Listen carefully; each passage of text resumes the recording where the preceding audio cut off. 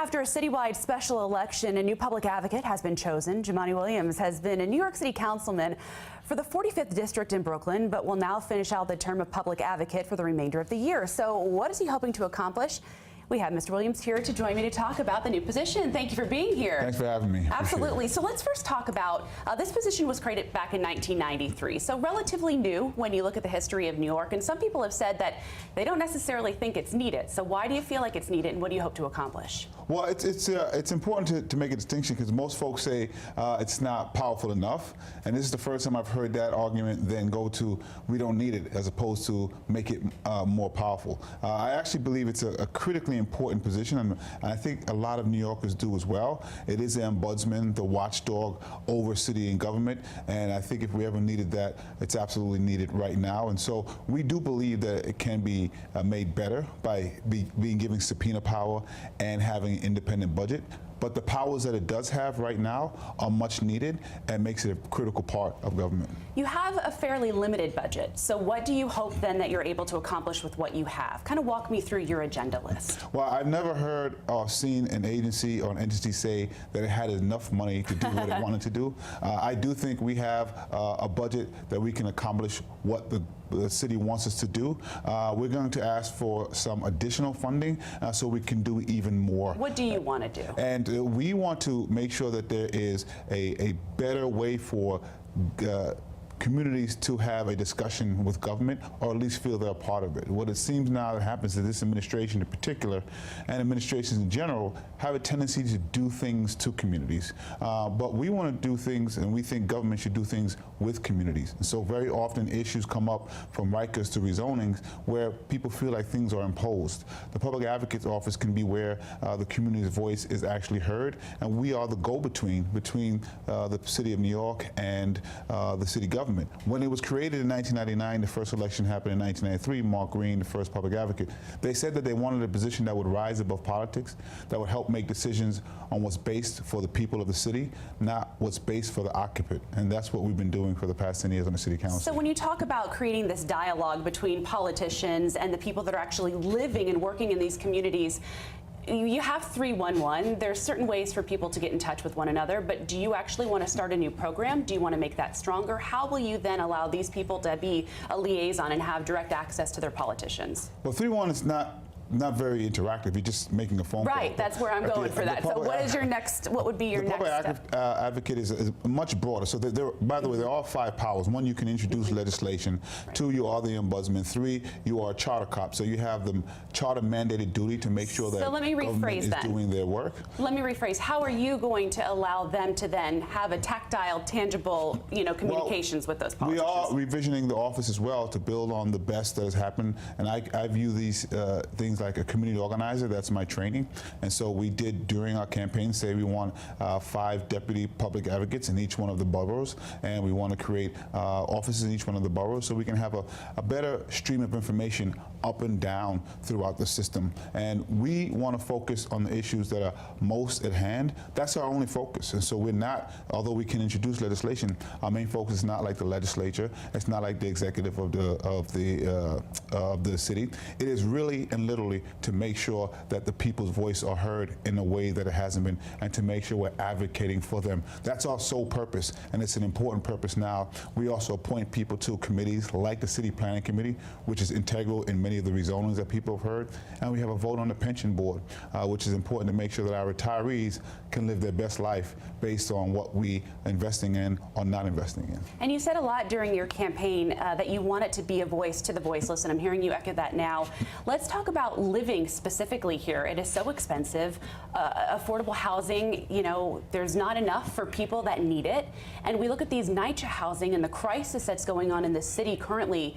What would you say to Mayor de Blasio and to NYCHA as a whole as far as kind of getting their acts together? Some of these are deplorable conditions. Housing is our #1 issue. The question is affordable to who? Recently, a study showed that New York City went from the 39th to the 7th most expensive place to live in the world. We are fully failing now. Homelessness is on a rise. It's connected to the housing that's available. And then we have an allowing one of the last bastions of deeply income-targeted affordable housing in NYCHA.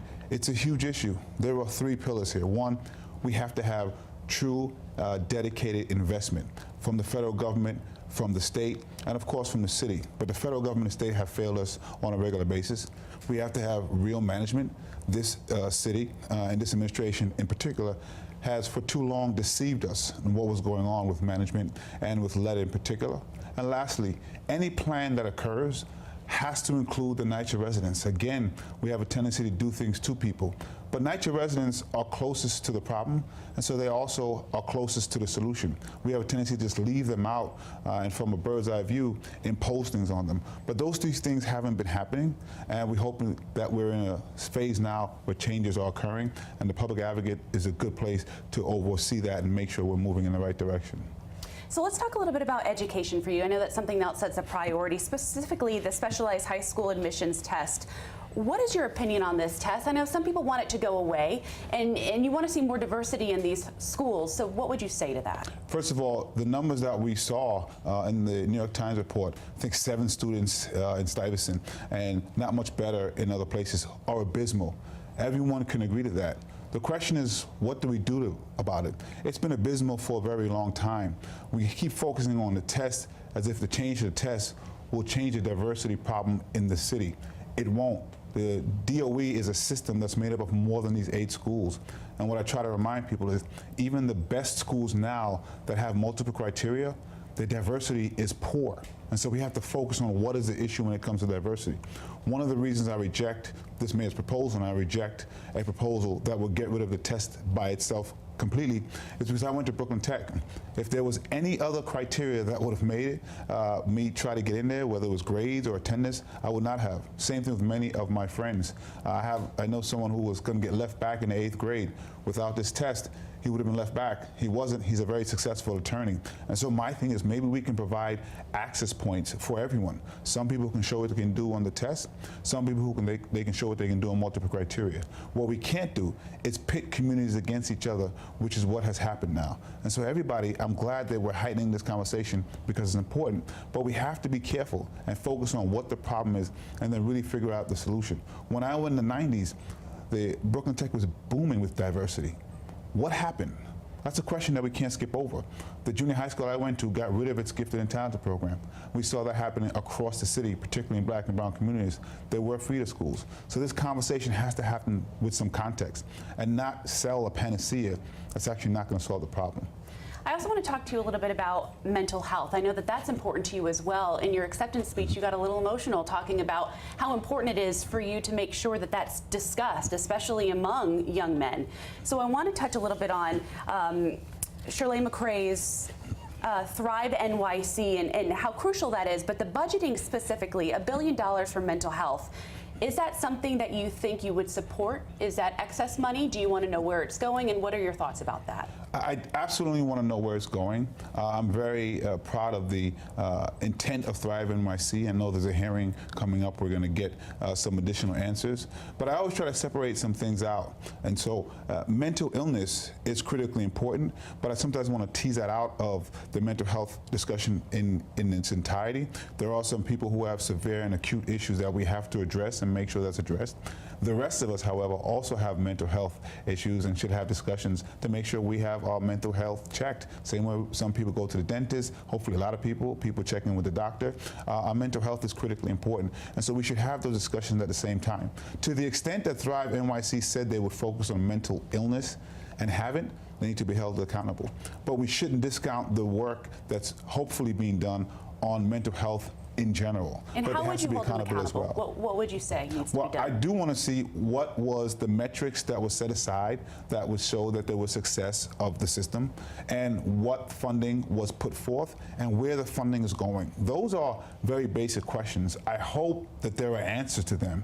If there aren't, we have a problem because this is a very serious issue, and I think we should dedicate these funds. I'm immensely proud that our First Lady has made this a very big issue in this city, because for far too long, too many communities weren't even talking about it. But those questions have to be answered, and people deserve to have those answers. Okay, so I want to ask you too, the mayor has not ruled out a presidential run, and we all know that you would step into that position if in fact he, chooses to run, you would step into mayor. So are you thinking ahead, or even thinking past your primaries that are coming up in June 25th? Where do you stand on all this? Well, one, I'm not running for mayor in 2021. Oh, you are not? That was going to be my follow-up question for you. Okay. I absolutely do not want the mayor's job. My hope is that he does his job a little bit better, and I would suggest that he maybe stop focusing on running around the state. There's a lot of, the country. Yeah, there's a lot of issues that are going on now. Hopefully he'll focus on those. But everyone has a right to look ahead and see what they want to do, and everybody in this field has some ambitions. My recommendation is to just focus more on what's happening in the city. When I ran, I said, if I had to, I would step into the position, but I really hope that the mayor continues out the rest of his term, because as I said on election night, I'm not running for his job. That's not my desire. I ran for this position. I think it's a critically important position, and I think we're going to have a lot of success in it. All right, great. And primaries are coming up again, too, so you're ready to take it all over. Primary. It's like you just finished and you're right back. But it does point to, there is a major flaw in our special election law, and that has to be changed. It makes no sense that there's a special, then a primary, then a general, and then for my district, there's going to be another special in May, and another election in June. We might see some similar things happen in Queens, and so we really have to review this. It is very expensive and silly, actually. All right, well, thank you for being here. We appreciate it, and we wish you all the best.